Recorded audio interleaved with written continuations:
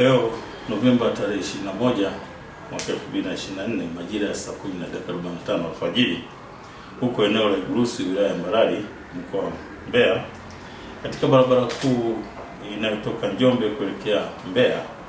gari yenye usajili namba T 366 EDJ aina ya Toyota Alphard iliyokuwa ikiendeshwa na Rajabu Swira miaka 29 mkazi wa Tabata Shule ikitokea Dar es Salaam kwenda mji mdogo wa Tunduma mkoani Songwe, iliacha barabara wakati dereva wa gari hilo alipotaka kujaribu kulipita gari lililokuwa mbele yake,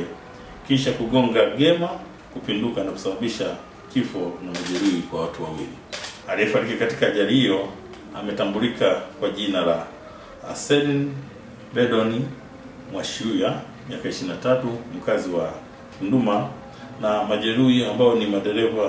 dereva wa gari hilo aitwaye Rajabu Swira na mwingine ambaye amepata majeraha ni Abeli Swira, wote wakazi wa Tabata Shule jijini Dar es Salaam. Uchunguzi umebaini kuwa chanzo cha ajali ni uzembe wa dereva kwenye leseni namba 40/0654/6428 aliyekuwa akiendesha gari hilo ambalo nimelitaja namba T 366 EDJ aliyekuwa akiendesha kwa mwendo wa kasi na kutokuchukua tahadhari wakati akitaka kuyapita magari mawili yaliyokuwa mbele yake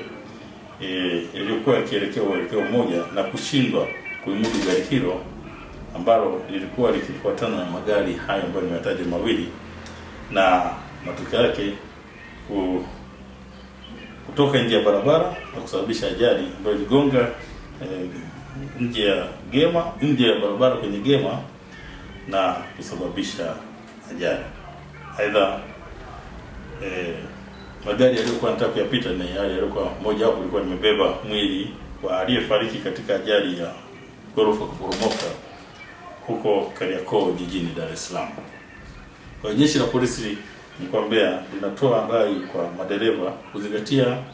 sheria, alama na michoro ya barabarani ambayo imewekwa ili kuepuka ajali, na kwa hali hiyo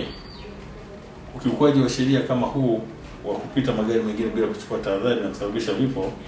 na majeruhi, sisi jeshi la polisi tunasema kwamba hawa madereva wa aina hii tutaendelea kuwafungia leseni zao za kuendeshea magari, na pia tutawafikisha mahakamani kutokana na makosa haya ambayo wanayofanya, licha ya kwamba kila wakati tunatoa elimu na kukemea vitendo hivi.